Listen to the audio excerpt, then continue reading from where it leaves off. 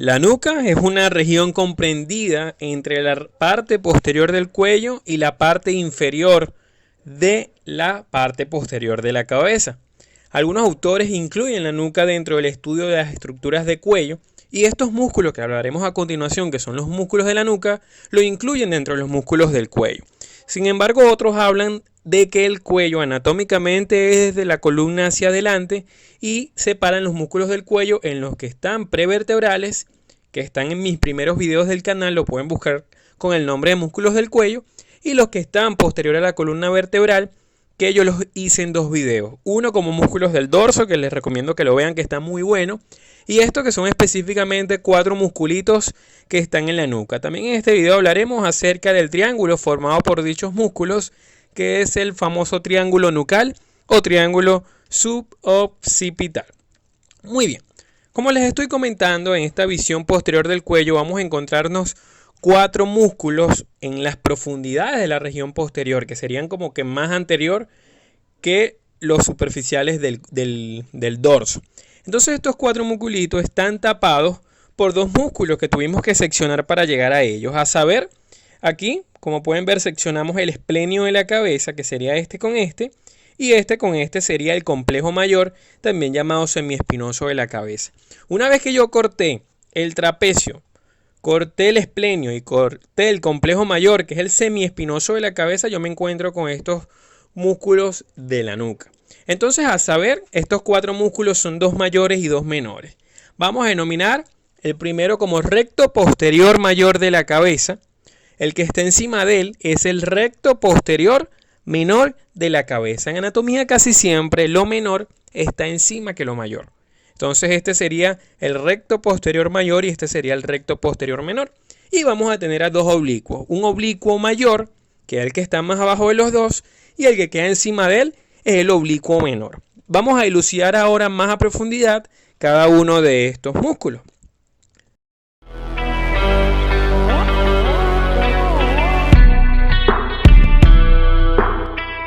Te invito a suscribirte, aquí en la esquina inferior derecha dale clic.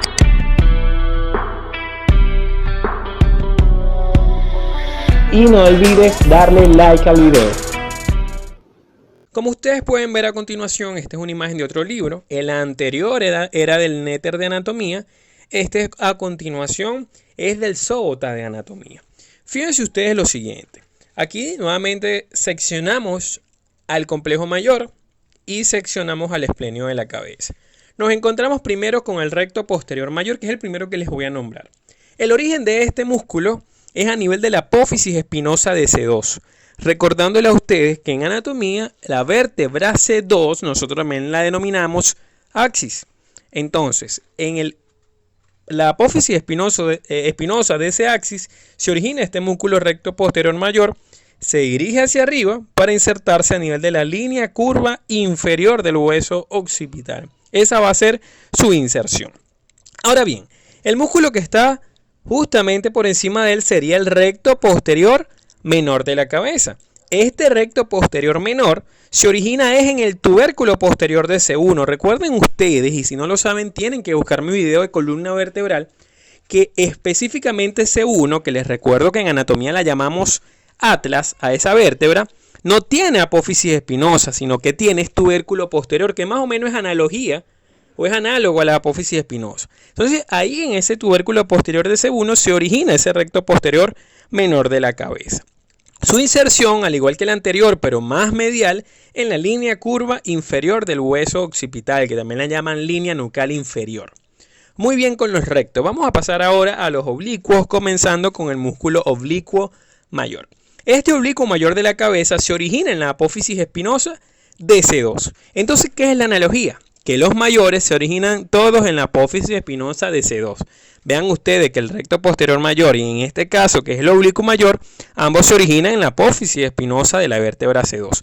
Este músculo se dirige hacia afuera en sentido oblicuo, ya no es recto como los otros dos, y se inserta en la apófisis transversa de C1, que es la apófisis transversa del atlas. Y el último músculo, que es el que está encima de él, es el oblicuo menor. Este oblicuo menor de la cabeza se origina donde se insertó el anterior, es decir, en la apófisis transversa de C1. Entonces fíjense ustedes que los menores se originan en C1. La diferencia es que el recto posterior menor es en el tubérculo posterior de C1. En cambio, el oblicuo menor es en la apófisis transversa de C1.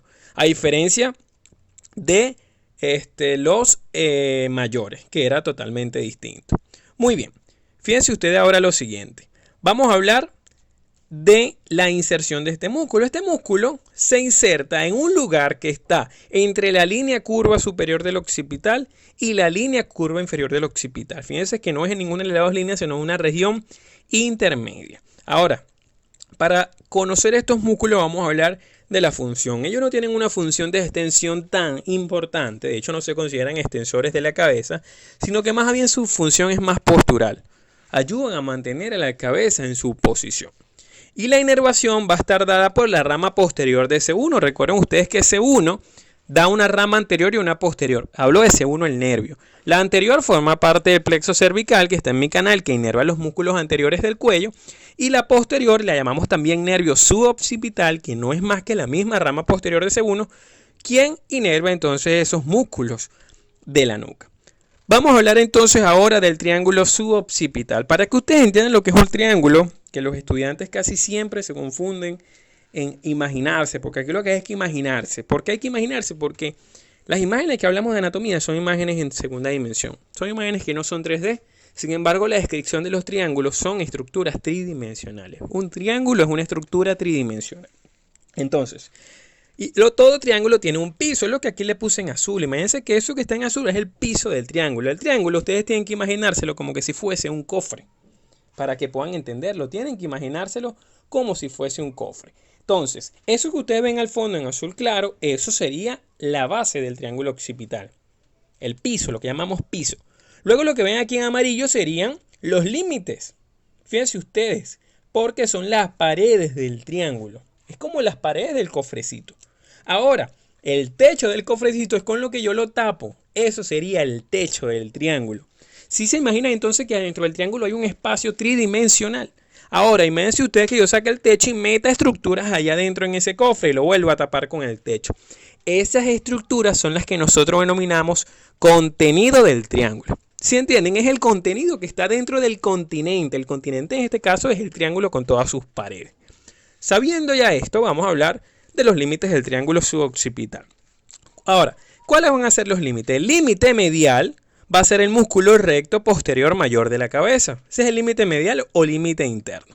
El límite lateral o externo va a ser el músculo oblicuo menor de la cabeza que ya conocen. Y el límite inferior va a ser el músculo oblicuo mayor de la cabeza. Fíjense ustedes entonces que como es un triángulo tiene 3 límites, pero yo les hablé de 4 músculos de la nuca. Entonces el único músculo de la nuca que no tiene nada que ver con el triángulo occipital es justamente este señor que está aquí arriba escondido.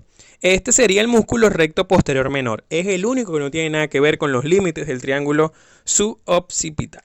Ahora bien, ¿quién va a ser el piso? El piso es todo lo que ustedes vean allá en el fondo. Va a ser hacia arriba la membrana occipito-atloidea posterior, que no es más que una membrana que une al cráneo con el hueso, el cráneo, en este caso el hueso occipital, con la vértebra C1, perdón, que es el atlas. Por eso recibe el nombre de membrana occipito de occipital y atloidea de atlas posterior. Y más hacia abajo, el piso va a ser el arco posterior de C1, que sería el arco posterior del atlas. Estas dos estructuras son el fondo del triángulo, es lo que le puse en un principio con un colorcito azul marino. Es el piso del triángulo. Ahora, el techo. El techo es con lo que yo tape ese triángulo y el músculo justamente que está allí encimita, que es quien forma el techo, es el complejo mayor de la cabeza que le dije en un principio que cortamos para acceder al triángulo. Este complejo mayor de la cabeza recibe el nombre también de músculo semiespinoso de la cabeza. Algunos autores osan y dicen que también el complejo menor forma parte del techo. Pero vean ustedes aquí, no hay que saber mucho de anatomía para imaginarse que ahí no hay tanta concordancia con esos autores. Este músculo que está aquí, que ven allí profundo, ese es el complejo menor. Ese complejo menor también se llama largo de la cabeza, que es parte del músculo dorsal largo del dorso, que los invito a que vean mi video de dorso. Este músculo está demasiado alejado de este triángulo como para hacer techo.